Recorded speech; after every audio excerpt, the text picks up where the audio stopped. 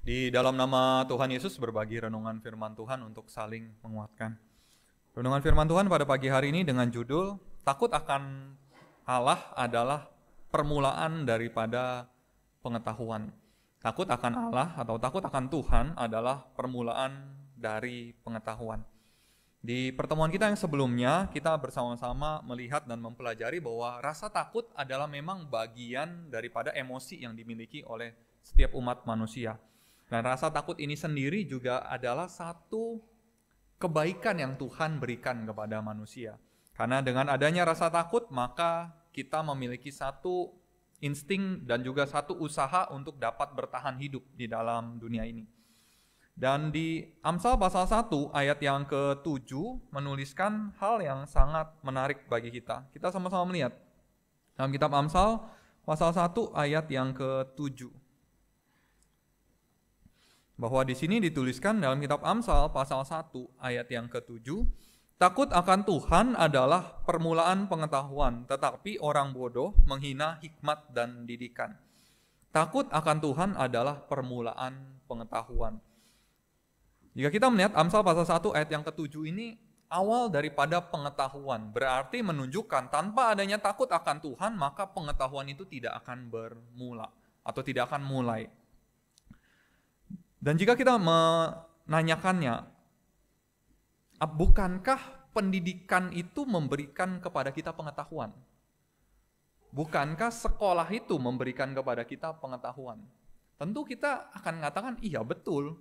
Kita mendapatkan pengetahuan ketika kita belajar di sekolah. Dari sekolah dasar, sekolah menengah, pertama dan sekolah menengah atas, dan bahkan sampai ke jenjang sekolah tinggi.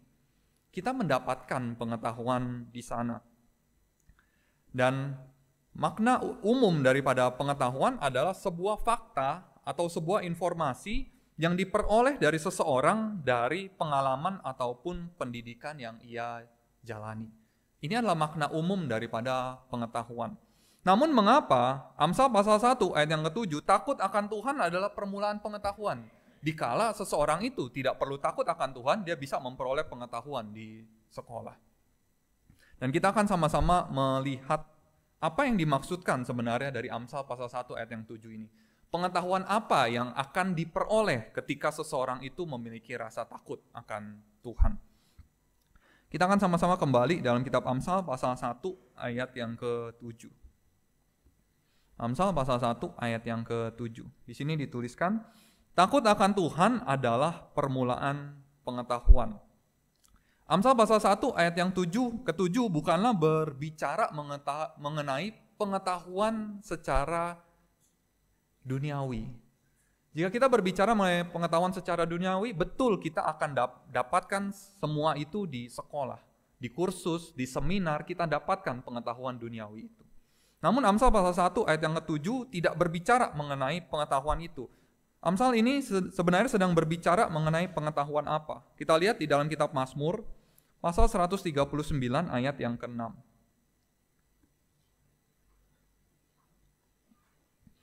Mazmur 139 ayat yang ke-6. Di sini dituliskan dalam kitab Mazmur 139 ayat yang ke-6.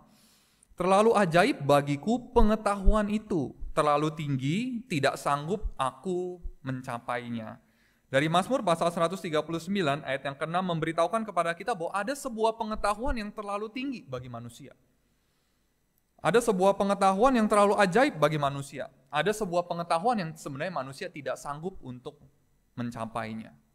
Dalam Amsal pasal 1 ayat yang 7 sebenarnya sedang berbicara mengenai pengetahuan ini. Sebuah pengetahuan yang lebih tinggi daripada apa yang manusia dapat raih di dalam dunia ini. Takut akan Tuhan adalah permulaan pengetahuan yang berasal daripada Tuhan. Pengetahuan yang tinggi ini tidak bisa diajarkan. Pengetahuan yang ajaib ini tidak bisa diperoleh secara pribadi. Pengetahuan yang ajaib ini berasal daripada Tuhan. Pengetahuan yang daripada Tuhan, cara memandang yang daripada Tuhan, dan juga kemampuan yang diberikan oleh Tuhan. Sehingga memberitahukan kepada kita sumber daripada pengetahuan yang dari Tuhan ini tidak lain dan tidak bukan adalah dari Dia sendiri. Itulah mengapa dikatakan bahwa takut akan Allah adalah permulaan pengetahuan ini. Karena jika tidak ada rasa takut itu, maka tidak akan ada bermula pengetahuan yang daripada Allah ini. Dan jika kita melihat di Amsal pasal 119 ayat yang ke-66, Mazmur 119 ayat yang ke-66. Amsal 119 ayat yang ke-66. Di sini dituliskan dalam Mazmur 119 ayat yang ke-66, ajarkanlah kepadaku kebijaksanaan dan pengetahuan yang baik, sebab aku percaya kepada perintah-perintahmu. Dari Mazmur 119 ayat yang ke-66 memberitahukan kepada kita bahwa pengetahuan ini hanya bisa diperoleh ketika seseorang itu memiliki rasa takut kepada Tuhan. Amsal 1 ayat yang ke-7 tidak berbicara mengenai pengetahuan yang pada hari ini bisa kita dapatkan di sekolah, di universitas, ataupun di kursus, di seminar yang bisa kita hadiri. Sebuah pengetahuan yang berbeda. Itulah mengapa harus dimulai dengan rasa takut akan Tuhan. Lalu bagaimana Alkitab memberitahukan kepada kita mengenai pengetahuan yang daripada Tuhan ini? Pengetahuan dalam hal apa saja? Kita akan melihat yang pertama, yaitu pengetahuan untuk membedakan yang baik dan yang jahat. Kita buka di 1 Raja-Raja, pasal 3 ayat yang ke-9. 1 Raja-Raja pasal 3 ayat yang ke-9. Di sini dituliskan di 1 Raja-Raja pasal 3 ayat yang 9. Maka berikanlah kepada hambamu ini hati yang faham menimbang perkara untuk menghakimi umatmu dengan dapat membedakan antara yang baik dan yang jahat. Sebab siapakah yang sanggup menghakimi umatmu yang sangat besar ini? 1 Raja-Raja pasal 3 ayat yang 9 adalah doa yang diucapkan Salomo. Permintaan yang diberikan oleh Salomo kepada Tuhan. Bahwa dia meminta hati yang faham menimbang perkara dan dapat membedakan antara yang baik dan yang jahat. Pengetahuan untuk membedakan yang baik dan yang jahat. Apakah pendidikan secara formal tidak mengajarkan kepada kita hal ini? Ya, kita mengingat masa kita sekolah, masa kita di sekolah tinggi, kuliah, tentu hal ini juga diajarkan. Oh, ini baik, kamu berbuat ini baik, kamu berbuat ini jahat. Namun jika kita sama-sama mencoba merenungkan baik dan jahat di dalam dunia ini adalah hal yang sebenarnya amat sangat relatif. Baik dan jahat di dalam dunia ini adalah hal yang amat sangat relatif. Tergantung kepada budaya, tergantung kepada lingkungan. Sebagai contoh, benar dan tidak benar yang berdasarkan budaya. Jika kita pada hari ini di Indonesia, budaya makan bisa makan dengan sendok dan garpu, bisa juga makan dengan tangan. Namun jika kita pergi ke negara Eropa, makan langsung dengan tangan akan dianggap tidak sopan. Tidak tepat seperti itu. Namun jika kita pergi ke India, makan langsung dengan tangan adalah hal yang memang dilakukan dan hal yang tepat saja untuk dilihat. Bagi kita mungkin Indonesia bisa fleksibel, mau makan pakai sendok boleh, kalau makan nasi Padang bisa pakai sendok, bisa pakai tangan. Tapi kalau makan mie rasanya harus pakai sendok, garpu, atau sumpit, tidak bisa pakai tangan karena ada kuahnya, gimana cendok kuahnya. Dan sama halnya, baik dan benar atau baik dan jahat sangat bergantung kepada perspektif orang tersebut. Sebagai contoh lagi, pada hari ini apakah kita memandang kesetaraan gender adalah sesuatu hal yang baik atau sesuatu hal yang tidak baik? Setara gender, laki-laki dan perempuan itu setara, sama. Ada orang yang menganggap memang harusnya seperti itu adalah hal yang baik. Gender equality, kesetaraan gender itu adalah hal yang baik. Namun ada orang yang berpandangan juga enggak baik. Gender equality itu memang tidak equal, tidak sama, tidak setara. Laki-laki dan perempuan memang tidak setara. Dan jika disetarakan maka akan terjadi sesuatu hal yang ketidakteraturan. Ada dua pandangan ini. Saudara-saudari terkasih di dalam Tuhan, baik dan jahat, benar dan tidak benar di dalam dunia ini adalah hal yang jika kita merenungkannya sangat relatif sekali. Menurut dia benar, menurut dia tidak benar. Hal yang sama menurut dia baik, menurut dia tidak baik. Lalu siapa yang bisa benar-benar membedakan antara baik dan jahat, benar dan tidak benar? Tidak lain dan tidak bukan adalah satu-satunya yang memiliki hak dan otoritas untuk memilah dan katakan ini baik, ini benar, ini jahat, ini tidak benar. Yaitu adalah Sang Pencipta sendiri. Hanyalah Dia yang punya otoritas untuk katakan ini benar, ini baik, ini jahat, ini tidak baik. Sehingga pengetahuan atas kebenaran dan kejahatan yang sesungguhnya hanya bisa kita peroleh dari orang yang menentukannya. Kita hanya bisa tahu, oh ini benar-benar baik, ini benar-benar tidak baik, hanya daripada orang yang punya otoritas untuk menentukan. Ini benar-benar baik, ini benar-benar tidak baik. Ya daripada Tuhan sendiri. Karena tidak setiap hal yang terlihatnya baik adalah benar-benar baik. Kita akan lihat beberapa contoh di dalam Alkitab. Hal yang kelihatannya baik, namun sebenarnya secara pandangan Tuhan, ini adalah hal yang tidak baik. Kita lihat di dalam kitab Matius, pasal yang ke-7, ayat 21 sampai ayat yang ke-23. Matius pasal yang ke-7, ayat 21 sampai ayat yang ke-23. Di sini dituliskan, bukan setiap orang yang berseru kepadaku, Tuhan, Tuhan, akan masuk ke dalam kerajaan sorga, melainkan dia yang melakukan kehendak Bapa-Ku yang di sorga. Pada hari terakhir banyak orang akan berseru kepadaku, Tuhan, Tuhan, bukankah kami bernubuat demi namamu, dan mengusir setan demi namamu, dan mengadakan banyak mujizat demi namamu juga. Ya, kita melihat di ayat yang ke-22, ini adalah hal-hal yang terlihat sangat baik untuk dilakukan. Bernubuat demi nama Tuhan, mengusir setan demi nama Tuhan, mengadakan banyak mujizat demi nama Tuhan.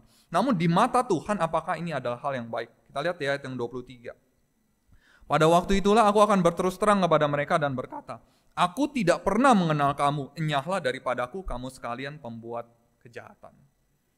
Jika kita melihat hanya dari sisi luarnya saja, perbuatan yang ditulis di ayat 22 adalah perbuatan yang baik semuanya. Bernubuat demi nama Tuhan, mengusir setan demi nama Tuhan, mengadakan banyak mujizat demi nama Tuhan. Namun di mata Tuhan, apakah ini adalah hal yang baik? Di ayat yang ke-23 memberitahukan kepada kita apa yang mereka lakukan. Bahkan Tuhan katakan, aku tidak pernah mengenal kamu, enyahlah daripadaku kamu sekalian pembuat kejahatan. Kenapa bisa seperti ini? Jika kita memperhatikan, kuncinya adalah ada yang tertulis di ayat 21. Matius pasal 7 ayat yang ke-21. Bukan setiap orang yang berseru kepadaku Tuhan, Tuhan akan masuk ke dalam kerajaan surga, melainkan dia yang melakukan kehendak Bapa-Ku yang di surga. Orang-orang ini secara luar melakukan hal yang amat sangat baik.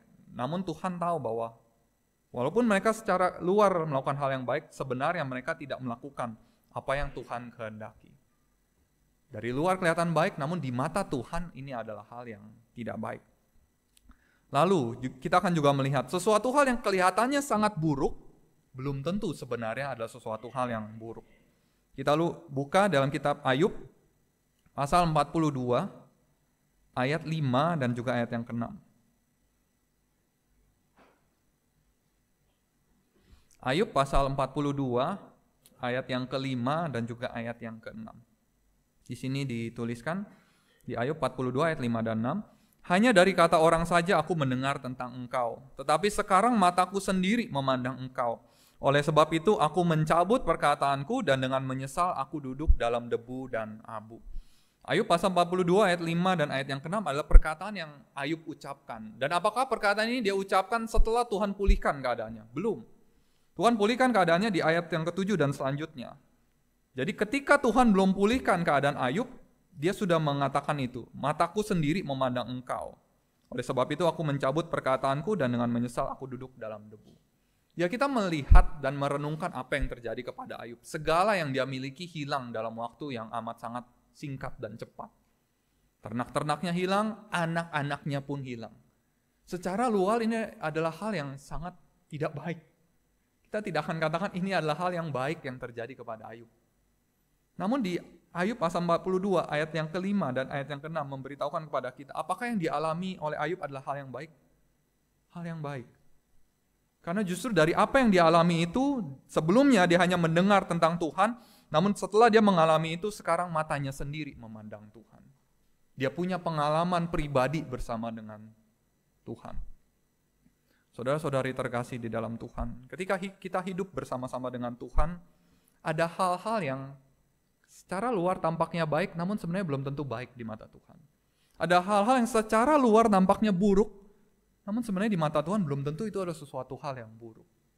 Yang terjadi kepada Ayub di luarnya tampaknya buruk, namun sebenarnya adalah untuk kebaikan Ayub sendiri. Untuk dia memiliki satu pemahaman yang lebih dalam lagi kepada Tuhan. Dan inilah pengetahuan mengenai baik dan jahat yang sesungguhnya. Apa yang akan terjadi ketika seseorang itu tidak memiliki pengetahuan ini? Kita akan melihat dalam kitab Hakim-Hakim pasal 17 ayat yang ke-6. Ketika seseorang tidak memiliki pengetahuan mengenai baik dan jahat yang sesungguhnya di mata Tuhan, apa yang akan terjadi? Kita buka dalam kitab Hakim-Hakim pasal 17 ayat yang ke-6. Hakim-Hakim pasal 17 ayat yang ke-6 di sini menuliskan. Pada zaman itu tidak ada raja di antara orang Israel. Setiap orang berbuat apa yang benar menurut pandangannya sendiri. Hakim-Hakim pasal 17 ayat yang ke-6 memberitahukan kepada kita, orang Israel berbuat apa yang benar menurut pandangannya sendiri. Ketika seseorang tidak memiliki pengetahuan ini, maka dia otomatisnya akan melakukan hal yang benar menurut dia. Bukan lagi menurut Tuhan ini benar atau tidak, tapi menurut dia benar atau tidak. Dan ketika banyak orang melakukan hal ini, benar menurut A, benar menurut B, benar menurut C, apa yang akan terjadi? Jika saudara-saudari ikut doa pagi, pembacaan kitab Hakim-Hakim, kita akan sama-sama melihat. Di masa Hakim-Hakim ketika bangsa Israel berbuat apa yang benar menurut mereka masing-masing, yang ada hanyalah kekacauan. Hidup yang amat sangat kacau bangsa Israel pada saat itu. Ya kita melihat di pasal-pasal terakhir kitab Hakim-Hakim, mungkin kita akan geleng-geleng kepala, kok bisa bangsa pilihan Tuhan berbuat seperti ini? Orang Lewi kok bisa punya gundik? Setelah gundiknya diperkosa berbagai macam banyak orang, kok bisa orang Lewi ini memotong-motong gundiknya dan mengirim potongan tubuhnya ke sebelah suku Israel yang lain. Dan itu terjadi pada masa Hakim-Hakim. Kita sangat tidak masuk akal bangsa pilihan Tuhan melakukan hal itu. Namun itulah yang terjadi pada masa Hakim-Hakim. Ketika orang-orang Israel melakukan apa yang benar menurut mereka. Menurut saya benar ini, ya saya lakukan. Menurut dia benarnya itu, ya dia lakukan. Akan terjadi kekacauan. Kondisi yang kacau terjadi karena tidak memiliki pengetahuan yang baik dan jahat yang sesungguhnya di dalam mereka. Kondisi yang kacau itu terjadi karena bangsa Israel pada saat itu tidak memiliki rasa takut kepada Tuhan. Saudara-saudari terkasih di dalam Tuhan, pengetahuan mengenai baik dan jahat yang sesungguhnya ini sebenarnya juga berdampak sangat besar di dalam kehidupan kita. Bagaimana kita bisa tahu saya pada hari ini memiliki pengetahuan yang baik atau yang jahat sesungguhnya itu atau tidak? Mari coba sama-sama kita renungkan di dalam kehidupan kita pribadi. Adakah kekacauan di dalam kehidupan keluarga kita?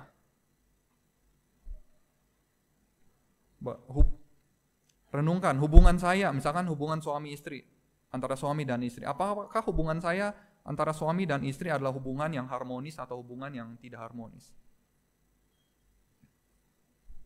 Ketika hubungan kita tidak harmonis, sebenarnya memberitahukan bahwa kenapa tidak harmonis? Karena masing-masing, mungkin ada masing-masing ataupun salah satu pihak yang memandang benar menurut benar versinya. Karena ketika dua-duanya memandang benar menurut versi Tuhan, maka tidak akan ada keharmonisan. Namun ketika satu memandang benar versi Tuhan, satu memandang benar menurut dirinya, maka tidak akan masuk, tidak akan ketemu di tengah-tengah. Namun ketika dua-duanya memandang benar versi Tuhan, maka akan ketemu di tengah-tengah, akan ketemu keharmonisan itu. Mari kita renungkan pada hari ini dalam kehidupan kita bersuami istri. Sepanjang kita menjadi suami istri, semakin lama kita menjadi suami istri, apakah semakin mesra dan semakin hangat?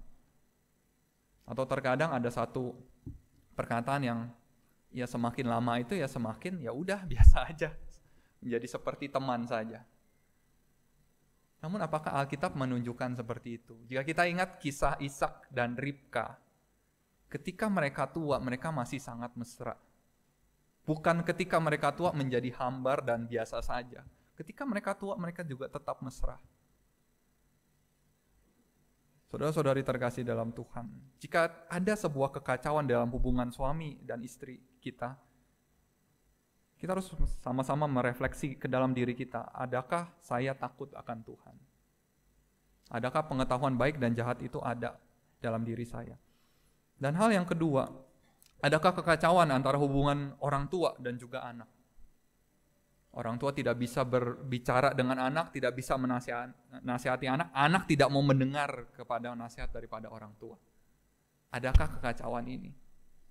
Ketika ada kekacauan ini, maka akan ada satu pihak yang memandang benar menurut versinya.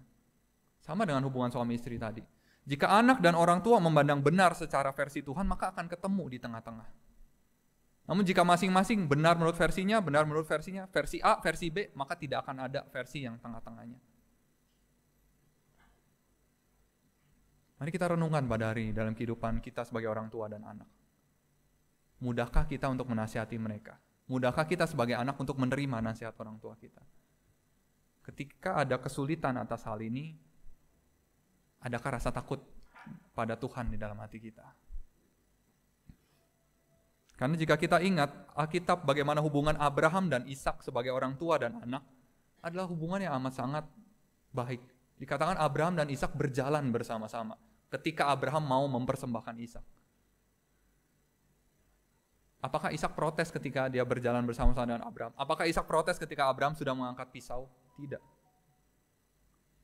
Karena mereka memiliki kebenaran yang sama. Versi Tuhan. Sehingga dua-duanya dapat berjalan bersama-sama. Dan hal yang ketiga, di dalam kehidupan keluarga kita. Apakah kita memiliki hubungan yang baik dengan mertua kita? Antara mertua dan menantu, antara menantu dan mertua. Apakah hubungannya baik, harmonis, atau ada kekacauan di dalamnya? Jika pada hari ini ada kekacauan, kita harus menyadari bahwa ada yang memiliki versi benarnya sendiri. Entah kita, entah dua-duanya, atau pihak yang satunya. Karena Alkitab memberitahukan kepada kita hubungan mertua dan menantu yang semestinya seperti Ruth dan Naomi. Bagaimana hubungan itu begitu hangat, bagaimana hubungan itu saling mengasihi. Saudara-saudari terkasih di dalam Tuhan, jika ada sebuah kekacauan di dalam kehidupan kita yang paling dekat, kehidupan keluarga kita, mari kita sama-sama lihat di dalam hati kita. Apakah saya mendefinisikan baik dan benar menurut versi Tuhan, atau saya mendefinisikan baik dan benar menurut versi saya? Ketika kita mendefinisikan baik dan benar menurut versi kita, kekacauan akan ada. Karena tidak akan bisa ketemu di tengah-tengah. Takut akan Tuhan adalah permulaan daripada pengetahuan baik dan benar yang sesungguhnya. Lalu kita akan lihat yang kedua. Takut akan Tuhan, pengetahuan akan Tuhan ini akan mengenai hal apa lagi? Kita lihat di kitab Keluaran pasal 31 ayat yang kedua dan sampai ayat yang 6. Keluaran pasal 31 ayat yang kedua sampai ayat yang ke-6.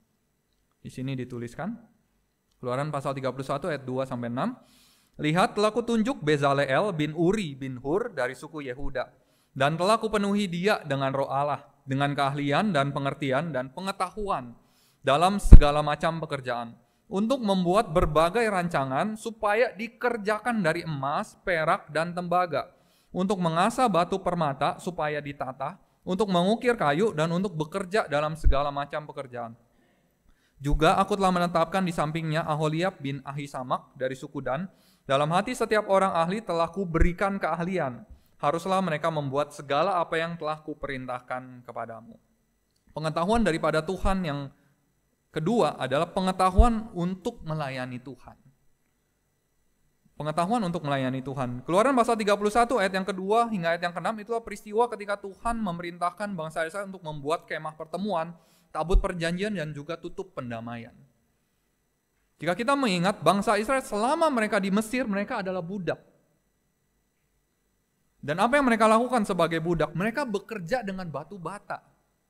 Mereka tidak bekerja dengan emas, mereka tidak bekerja dengan perak, tembaga, dan batu-batu yang berharga. Mereka bekerja dengan batu bata. Ketika Tuhan menyuruh mereka membuat kemah pertemuan, tabut perjanjian, dan juga tutup pendamaian, ya kita bayangkan pada hari ini. seorang kuli bangunan, pekerja bangunan, terus tiba-tiba disuruh, kamu sini, bikin cincin emas. Kamu sini, bikin cincin emas yang ada tatahan berlian di atas dan di samping-sampingnya. Apakah akan bisa? Seorang budak yang bekerja dengan batu bata disuruh membuat sebuah hal yang berhubungan dengan hal yang berharga. Kita mungkin akan katakan bahwa tidak mungkin bisa untuk lakukan hal itu. Pengalamannya tuh buat batu bata, bukan membuat sesuatu perkakas dari emas. Pengalamannya itu menyusun batu bata, bukan menggosok batu permata sampai menjadi mengkilap. Bangsa Israel tidak memiliki kemampuan dan pengetahuan untuk melakukan tugas itu. Dan itulah yang Tuhan berikan dalam kitab Keluaran pasal 31 ayat yang kedua hingga ayat yang ke-6. Tuhan berikan kepada mereka kemampuan untuk lakukan pelayanan itu. Saudara-saudari terkasih di dalam Tuhan. Sama halnya ketika kita melayani Tuhan. Ketika kita melayani Tuhan, kemampuan dan pengetahuan yang kita peroleh di sekolah ataupun di pelatihan adalah hal yang baik untuk kita miliki. Bukan hal yang tidak baik, hal yang baik untuk kita miliki. Tidak ada yang salah dengan skill-skill teknis itu. Ketika kita melayani, misalkan melayani pemimpin pujian, punya skill dan kemampuan dasar berlatih bernyanyi, itu adalah hal yang baik. Ketika kita melayani dalam guru agama, memiliki skill teknis di dalam mengajar anak-anak, itu juga adalah hal yang baik. Ketika kita dipercayakan untuk membawakan firman Tuhan, memiliki skill dan pengetahuan di dalam public speaking, itu juga adalah hal yang baik.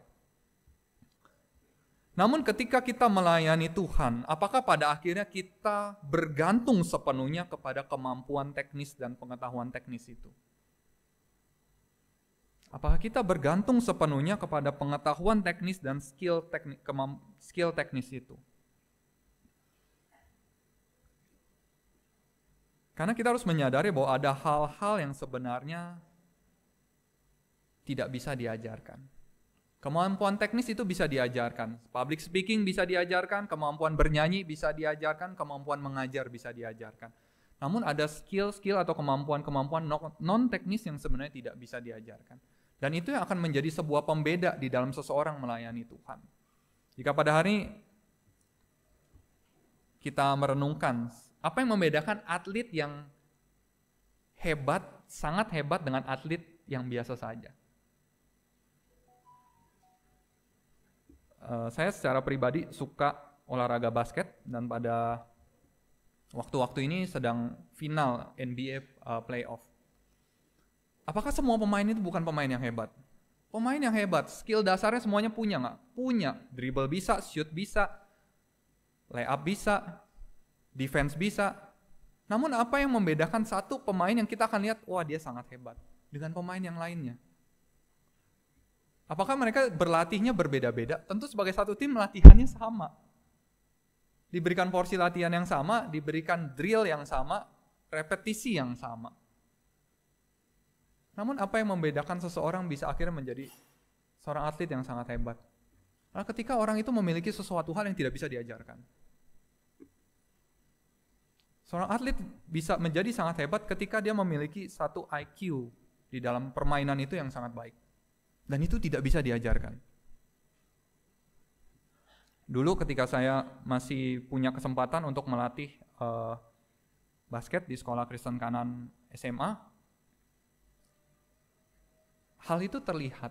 Latihan yang sama, drill yang sama, repetisi yang sama, namun kenapa ada yang bisa cepat berkembangnya, ada yang nggak berkembang. Padahal diberikan latihan yang sama, teknik yang sama, diberitahu cara yang sama.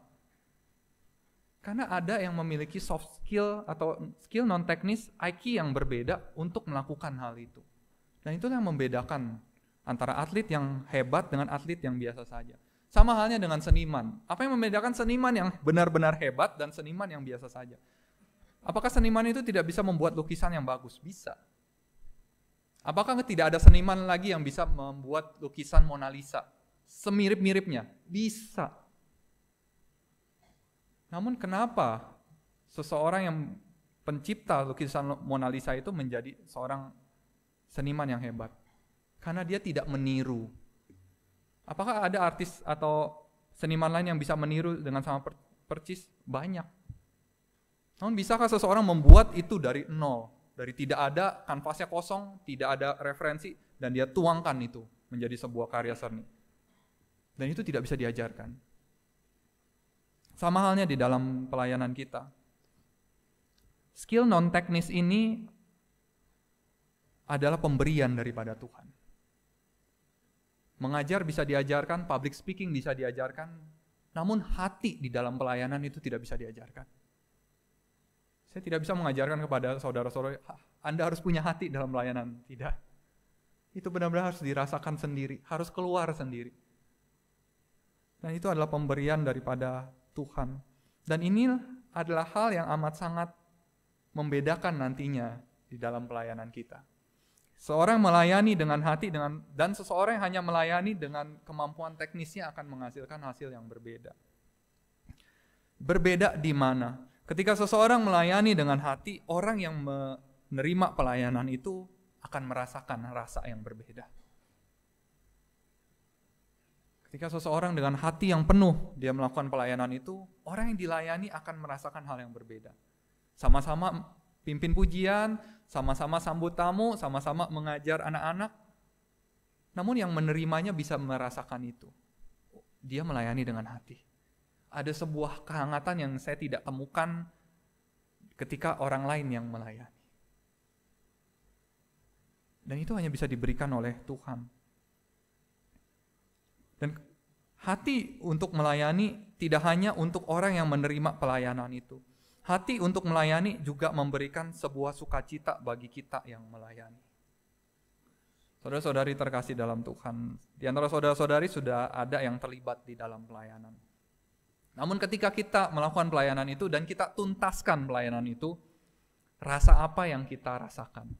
Apakah perasaan, lega, pelayanan ini selesai akhirnya. Tugas tanggung jawab ini sudah selesai, saya lakukan. Atau ada sebuah rasa sukacita di dalamnya. Jika kita hanya melihat, lega, sudah selesai. Namun kita tidak ada rasa sukacita di dalam menyelesaikan tugas pelayanan itu. Maka kita tidak akan bertahan lama di dalam pelayanan. Karena kita hanya melihat pelayanan sebagai tugas yang harus saya selesaikan, tugas yang harus saya selesaikan, tugas yang harus saya selesaikan. Bukan pelayanan adalah sebuah sukacita untuk saya, sebuah pelayanan adalah sukacita untuk saya, pelayanan ini adalah sukacita untuk saya. Takut akan Tuhan akan menumbuhkan hati ini. Merasakan sebuah sukacita di dalam pelayanan yang kita lakukan. Sehingga mendatangkan sukacita tidak hanya untuk orang yang kita layani, namun juga untuk kita sendiri yang melayani. Saudara-saudari terkasih dalam Tuhan, inilah hal yang kedua, pengetahuan yang daripada Tuhan. Takut akan Tuhan adalah permulaan dari pelayanan yang penuh sukacita. Lalu kita akan lihat yang ketiga. Apa yang Alkitab katakan mengenai pengetahuan dari Tuhan ini? Kita lihat di kitab Hosea, pasal 4 ayat yang ke-6.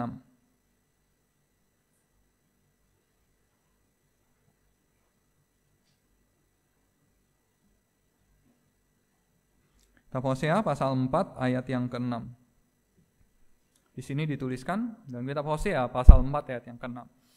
Umatku binasa karena tidak mengenal Allah, karena engkaulah yang menolak pengenalan itu. Maka aku menolak engkau menjadi imamku. Dan karena engkau melupakan pengajaran Allahmu, maka aku juga akan melupakan anak-anakmu. Di sini dituliskan karena engkaulah yang menolak pengenalan itu. Kata pengenalan ini juga diartikan sebagai pengetahuan. Hal yang ketiga, pengetahuan daripada Tuhan. Pengetahuan daripada Tuhan akan mendorong seseorang kepada ketaatan. Di sini dituliskan bahwa bangsa Israel dibinasakan karena tidak mengenal Allah. Kenapa mereka tidak mengenal Allah? Karena mereka menolak pengetahuan itu. Mereka menolak pengenalan itu dan mereka menolak menjadikan Tuhan sebagai imamnya. Dan akhirnya mereka melupakan pengajaran Tuhan dan akhirnya Tuhan melupakan mereka, membiarkan mereka dibinasakan. Dan dari hal ini memberitahukan kepada kita bahwa bangsa Israel tidak taat karena mereka melupakan hukum daripada Tuhan. Mereka melupakan hukum daripada Tuhan Karena mereka menolak pengetahuan itu. Ketika Tuhan memberikan hukumnya, itu sebenarnya pengetahuan yang Tuhan berikan kepada bangsa Israel. Namun bangsa Israel menolak hukum itu. Mereka tidak menempatkan hal itu sebagai sesuatu hal yang penting dan sesuatu hal yang memang bermanfaat bagi mereka. Saudara-saudari terkasih di dalam Tuhan, bangsa Israel pada saat itu tidak taat karena mereka tidak punya rasa takut kepada Tuhan. Sama halnya dengan kita pada hari ini. Setiap kali kita mendengarkan firman Tuhan, apakah kita melihat ini adalah sebagai sesuatu hal yang penting bagi saya? Sesuatu hal yang berhubungan dengan saya? Atau hanya sebuah hal yang, saya tahu tentang itu, saya tahu tentang ini. Karena sumber daripada ketidaktaatan kepada Tuhan adalah karena tidak adanya rasa takut kepada Tuhan. Kita akan lihat satu tokoh dalam Alkitab. Kenapa dia tidak taat? Tidak lain dan tidak bukan karena dia tidak takut kepada Tuhan. Kita buka sama-sama di 1 Samuel pasal 13 ayat 8 sampai ayat yang ke-12. 1 Samuel pasal 13 ayat yang ke-8 sampai ayat yang ke-12.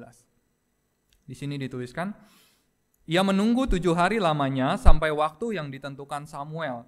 Tetapi ketika Samuel tidak datang ke Gilgal, mulailah rakyat itu berserak-serak meninggalkan dia. Ayat 9. Sebab itu Saul berkata, bawalah kepadaku korban bakaran dan korban keselamatan itu. Lalu ia mempersembahkan korban bakaran.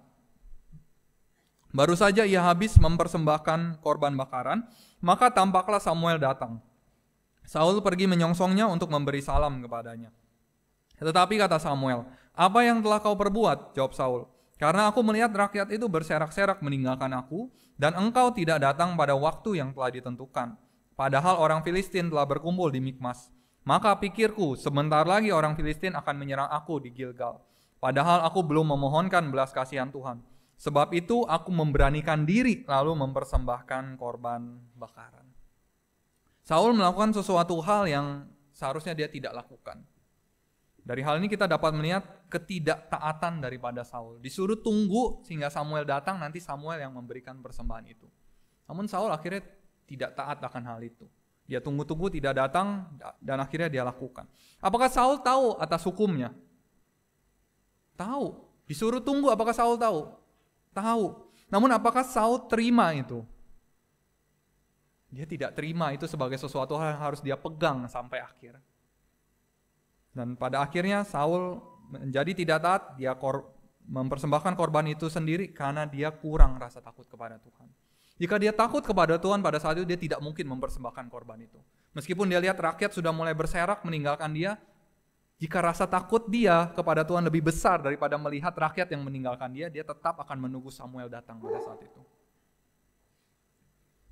Saudara-saudari terkasih di dalam Tuhan, ketidaktaatan Saul dikarenakan kurangnya rasa takut dia kepada Tuhan. Sama halnya kita pada hari ini. Jika pada hari ini kita merasa saya masih sulit untuk taat kepada hukum Tuhan, saya masih sulit untuk menjalankan setiap ketetapan yang Tuhan berikan kepada saya.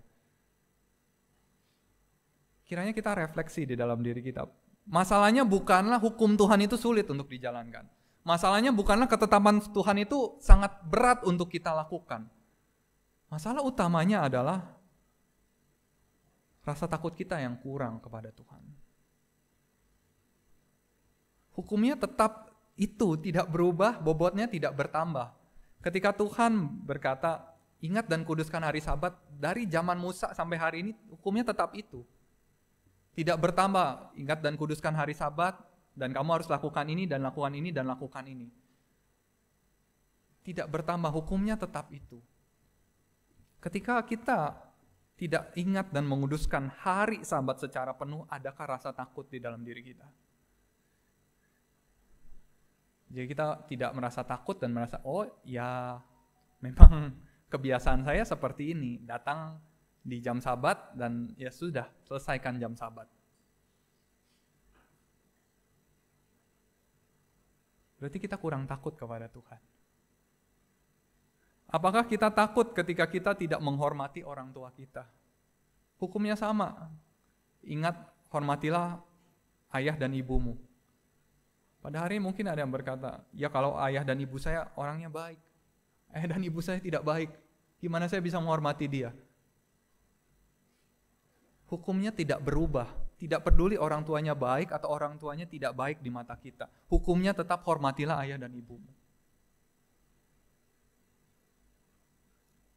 Apakah kita takut ketika kita berbuat perzinahan atau kita berbuat cabul? Mungkin tidak sampai melakukan perzinahan yang bersetubuh dengan orang yang bukan pasangan kita. Mungkin hal-hal yang kecil saja. Melihat pornografi, melihat gambar-gambar atau animasi ataupun film yang seharusnya tidak kita lihat. Apa kita takut ketika kita melihat itu? Ketika saya pernah melihat sebuah komik, ini sebenarnya komiknya cukup sarkas.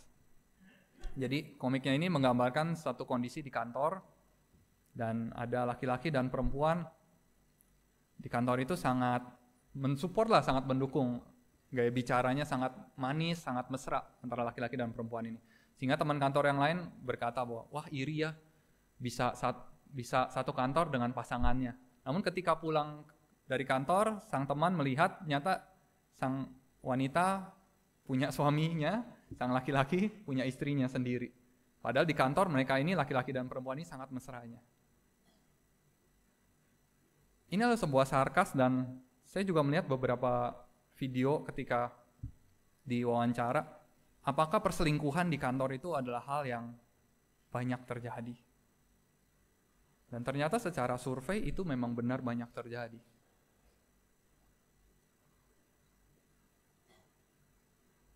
Kenapa itu bisa terjadi? Kembali karena kurang rasa takut kepada Tuhan. Ketika seseorang itu benar-benar takut kepada Tuhan, ada yang menggodanya seperti apapun, dia tidak akan gubris itu. Karena perselingkuhan bisa terjadi tidak hanya karena ada satu pihak yang menggoda, karena pihak yang digoda akhirnya menyambut godaan itu. Jika pihak yang digoda tidak pernah menyambut godaan itu, maka perselingkuhan itu tidak akan pernah terjadi.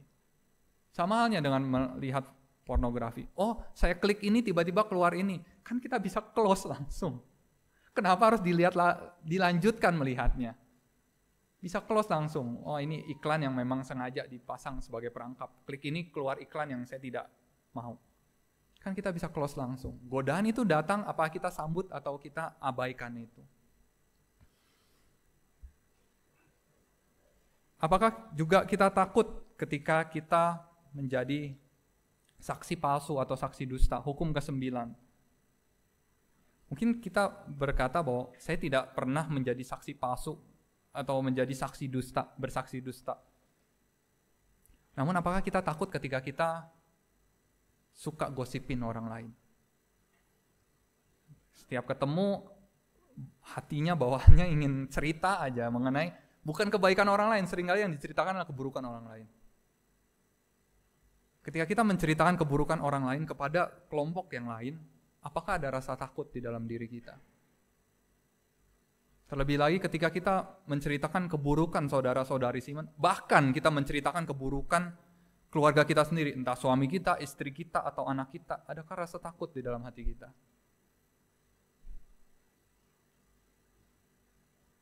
Karena tanpa kita sadari, sebenarnya itu seperti sebuah kesaksian yang kita sampaikan kepada orang lain. Entah kesaksian itu benar atau tidak benar, namun ketika kita sampaikan kesaksian yang buruk tentang orang ini, apa manfaatnya untuk orang itu? Apa manfaatnya untuk kita? Apa manfaatnya untuk kelompok kita? Saudara-saudari terkasih di dalam Tuhan, kiranya kita sama-sama merenungkan pada hari. Jika saya pada hari masih sulit hati saya untuk taat sepenuhnya kepada Tuhan, yang kurang adalah rasa takut kita kepada Tuhan. Kita kurang takut kepada Tuhan. Jika kita benar-benar takut kepada Tuhan, maka kita akan benar-benar lakukan hal itu. Ketetapannya, hukumnya kita akan jalankan. Pengetahuan daripada dunia akan mendorong kita untuk menjadi tinggi hati di dalam hidup kita. Seseorang yang semakin banyak pengetahuannya, semakin sulit, seringkali semakin sulit untuk dinasehati. Semakin sulit untuk diberitahukan, karena dia merasa saya tahu ini, saya tahu itu, saya belajar ini, saya belajar itu. Ketika dikasih tahu akan semakin sulit untuk dikasih tahu. Pengetahuan dari dunia akan mendorong kita untuk mendefinisikan baik dan jahat sesuai pandangan kita. Namun pengetahuan daripada Tuhan justru akan mendorong kita semakin rendah hati. Ketika pengetahuan daripada Tuhan ada pada diri kita, itu akan mendorong kita semakin rendah hati. Karena kita akan semakin sadar bahwa saya tidak tahu sebanyak itu. Dan pengetahuan daripada Tuhan justru akan membuka hati kita kepada kebaikan dan kejahatan yang sesungguhnya. Bagaimana Tuhan mendefinisikan ini baik, ini jahat. Takut akan Tuhan adalah permulaan pengetahuan yang sesungguhnya. Takut akan Tuhan adalah permulaan pelayanan yang penuh sukacita. Takut akan Tuhan adalah permulaan daripada ketaatan kita kepada Tuhan. Tanpa ada rasa takut itu, maka kita tidak akan lakukan hal itu. Dan hal itu tidak akan ada di dalam diri kita. Kiranya inilah yang boleh sama-sama kita pelajari daripada kitab Amsal pasal 1 ayat yang ke-7. Takut akan Tuhan adalah permulaan pengetahuan. Pengetahuan ini akan ada jika ada rasa takut akan Tuhan. Di kesempatan selanjutnya kita akan sama-sama melihat takut akan Tuhan adalah permulaan hikmat. Hikmat apa yang Tuhan maksudkan. Amin, segala kemuliaan bagi nama Tuhan.